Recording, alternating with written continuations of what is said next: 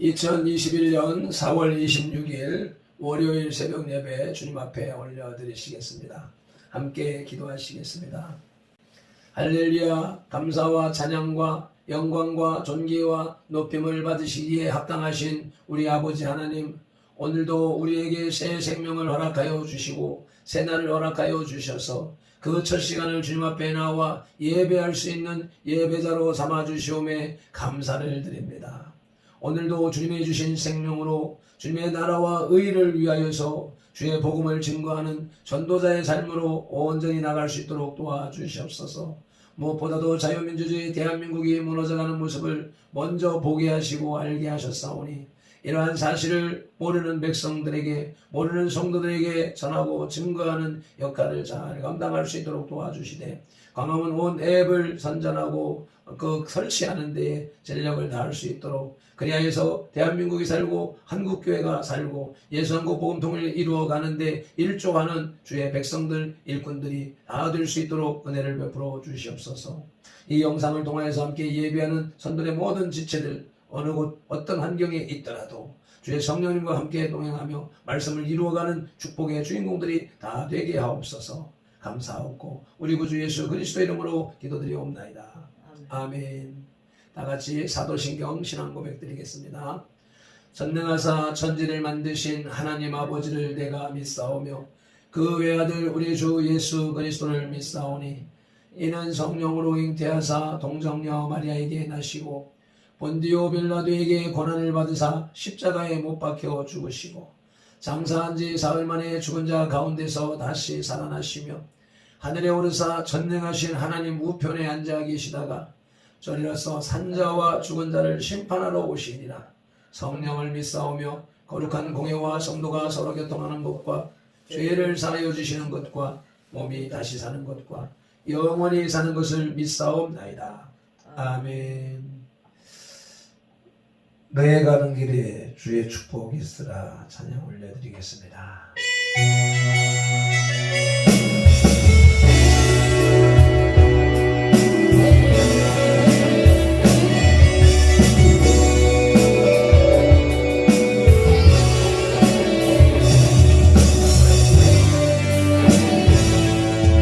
가는 길에 주의 평강이 있으리 함께 가시네.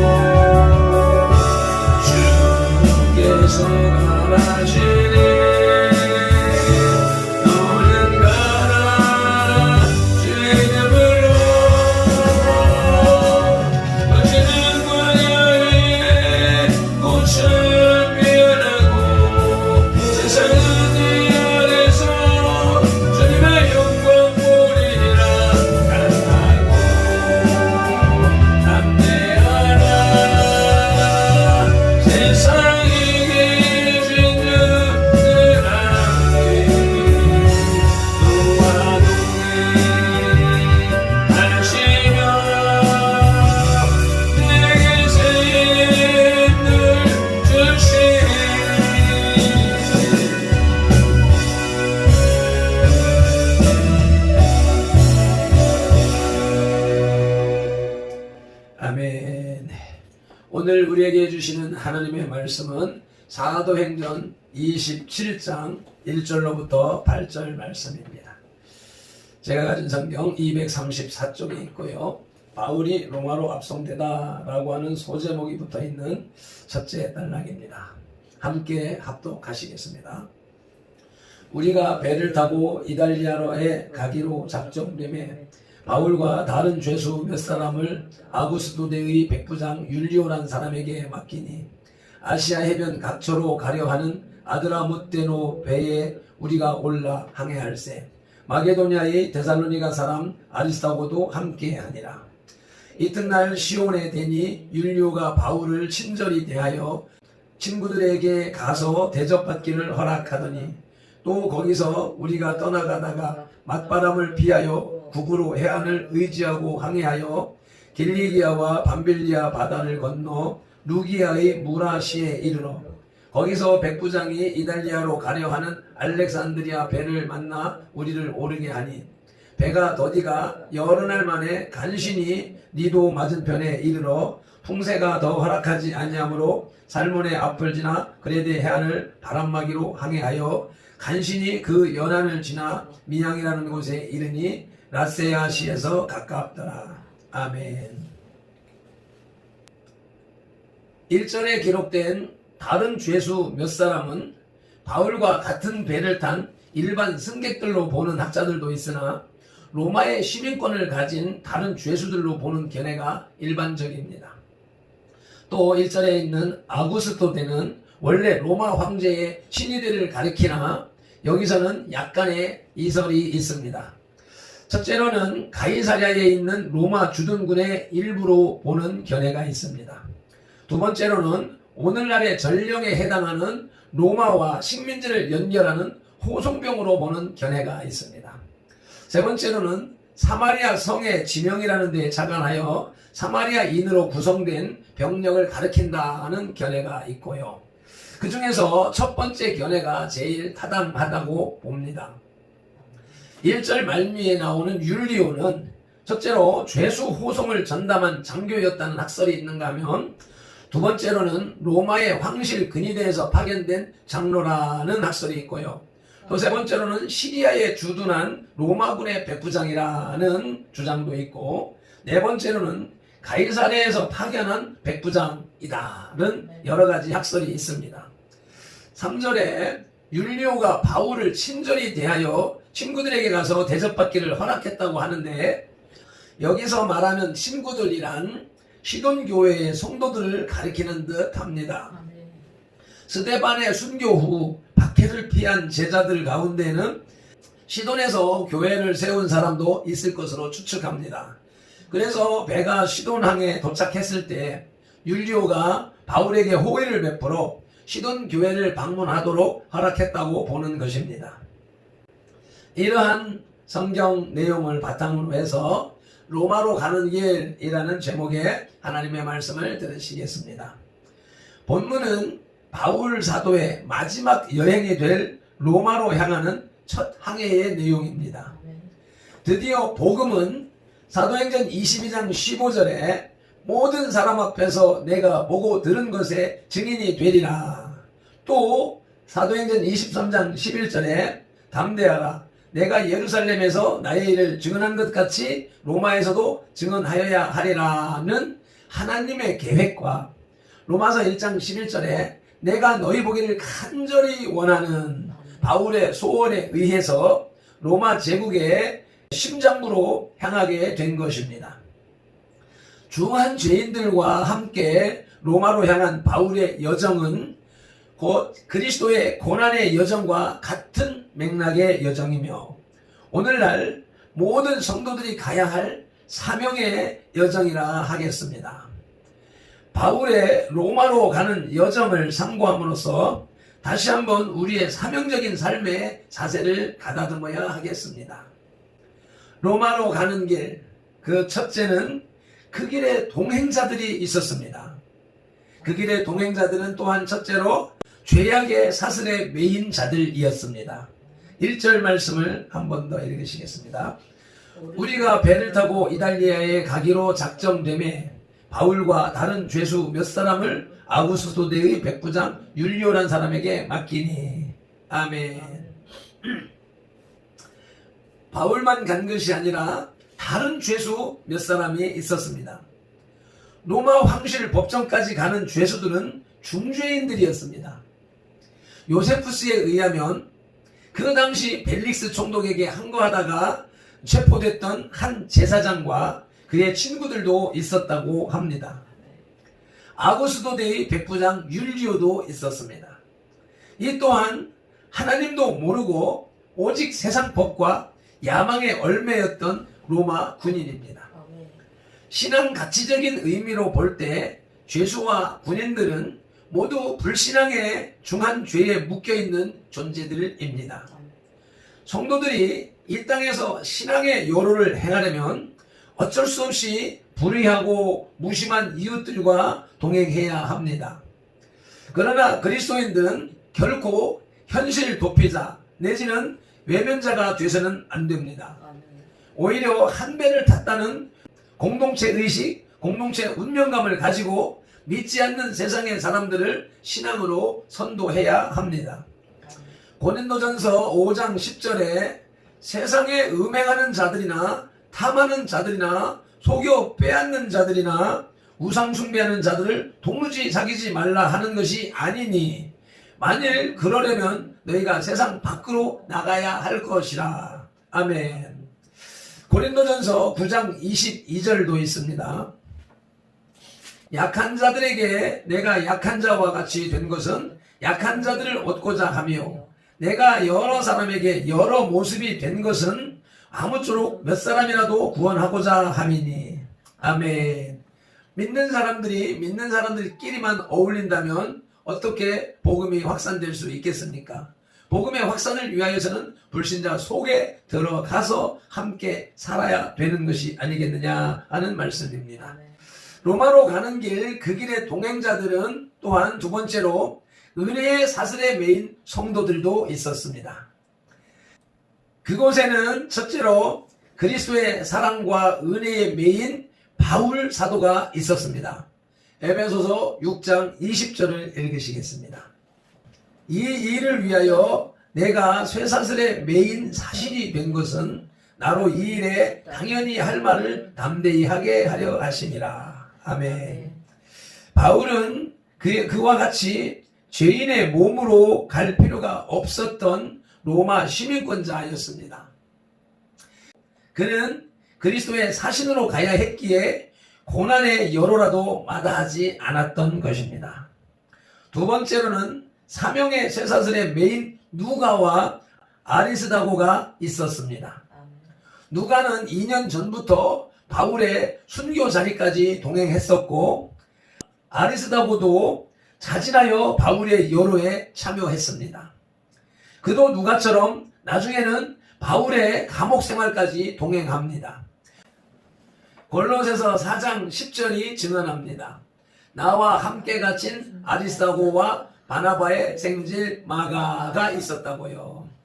바울이 사도로서 달려갈 길을 다 마칠 수 있었던 것은 이와 같이 함께 그리스도의 고난에 참여해 준 동역자들의 힘이 그 배후에 있었기 때문입니다. 이와 같이 모든 성도는 그리스도의 은혜와 사명의 사슬에 매였기에 고난의 로마로 가야만 합니다. 골고다의 길을 예수님께서 우리를 대신해서 가주셨듯이 이제는 우리가 이웃을 위해 가야 합니다. 아멘.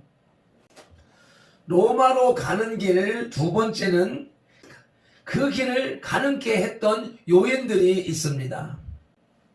그 첫째는 세상의 음모와 하나님의 섭리입니다. 유대인들이 고소하지 않았더라면 바울은 자유의 몸으로 로마로 갈 수 있었습니다. 사도행전 24장 1절입니다. 대제사장 아나니아가 어떤 장로들과 한 변호사 도둘로와 함께 내려와서 총독 앞에서 바울을 고발하니라. 아멘. 그러나 반면에 그가 자유의 몸이 되었더라면 그처럼 안전하게 먼 여행을 할 수 없었습니다. 총독 베스도의 명령과 로마 왕실의 법과 아부스도대의 군병들이 오히려 유대인들과 그리고 이방 해적들의 위험으로부터 바울을 철저하게 보호하여 안전하게 로마로 갈 수 있게 해 주었던 것입니다. 이와 같이 하나님께서는 우리의 지각을 초월하신 지혜와 권능으로 우리 성도들의 사명의 여로를 인도하십니다. 우리의 삶도 우리가 측량할 수 없는 방법으로 주님이 인도하실 것입니다. 아멘.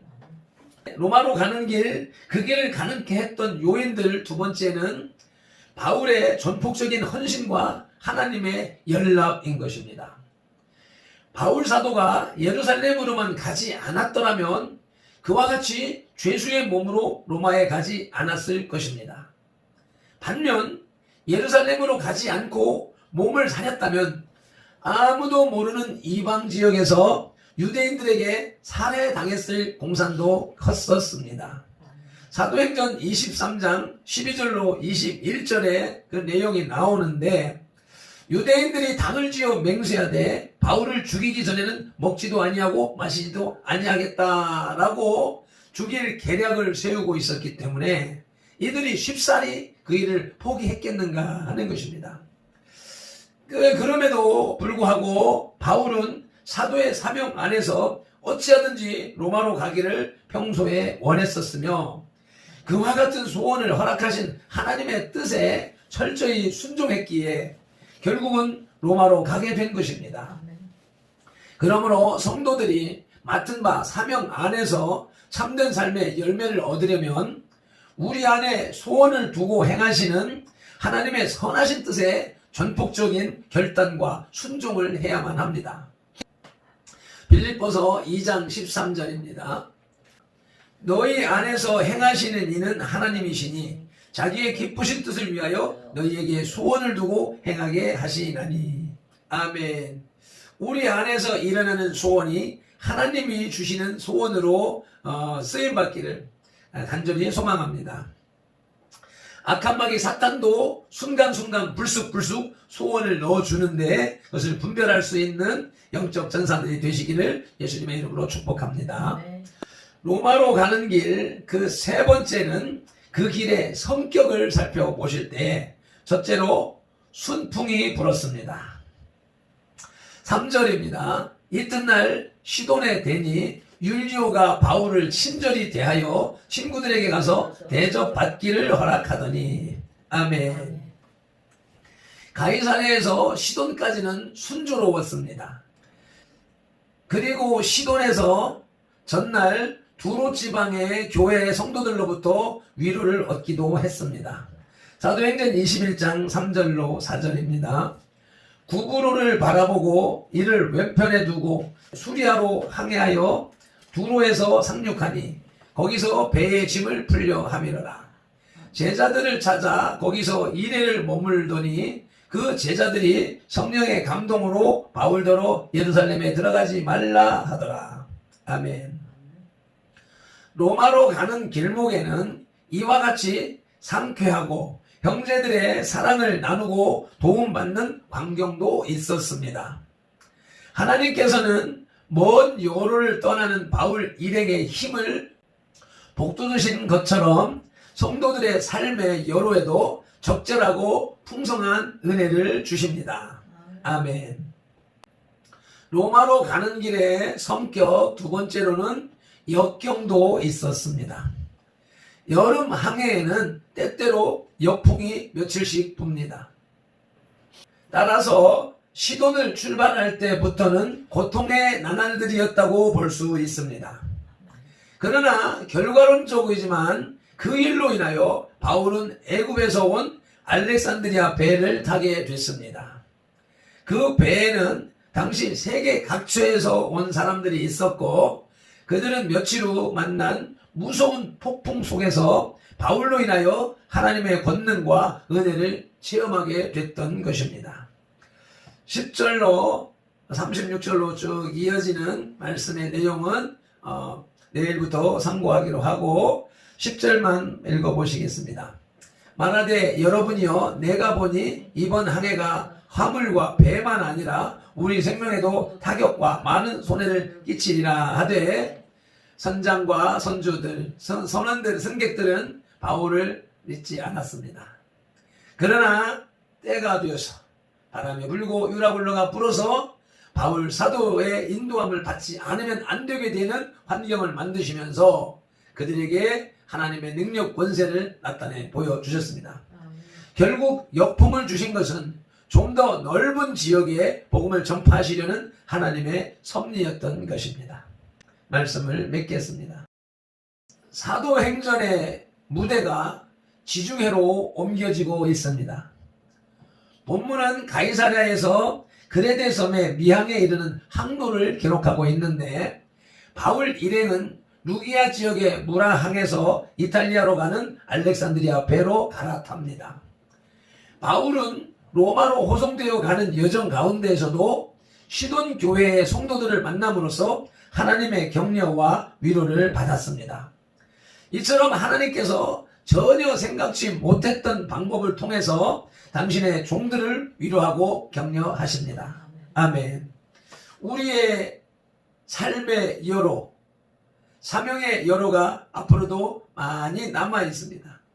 그러한 사명의 길에 상쾌하고 은혜로운 시돈항의 죄회의 기쁨을 누릴 수도 있고 또 외국의 수많은 사람들과 함께하는 가운데 복음을 증거할 수도 있는 기회들이 얼마든지 있을 것입니다. 위하여서 말씀을 붙잡고 예수님처럼 바울처럼 복음을 전하는 사명의 여로에 매진하는 선도의 지체들이 다 되시기를 예수님의 이름으로 축복합니다. 기도드리시겠습니다. 할렐루야. 오늘도 하나님의 말씀, 생명의 말씀으로 또 특별히 예수님처럼 살았던 바울 사도의 사명의 여로를 우리에게 들려주시오매 감사를 드립니다. 이 말씀이 옛 이야기요 바울의 이야기만이 아니라 우리들에게 주시는 하나님의 말씀으로 하나님의 음성으로 듣습니다. 우리의 삶의 여로에 주님께서 동행하실 것이며 역사하실 것이라는 그 귀한 축복의 말씀으로 받사오니 감사, 찬양, 영광을 올려드립니다. 오늘도 그러한 일들이 우리 가운데 일어날 것을 기대하며 고대하며 다음 대학에 나가는 발핀들과 선도의 지체들이 다 되게 하여 주옵소서. 감사하며 우리 주 예수 그리스도 이름으로 기도드리옵나이다. 아멘. 아멘.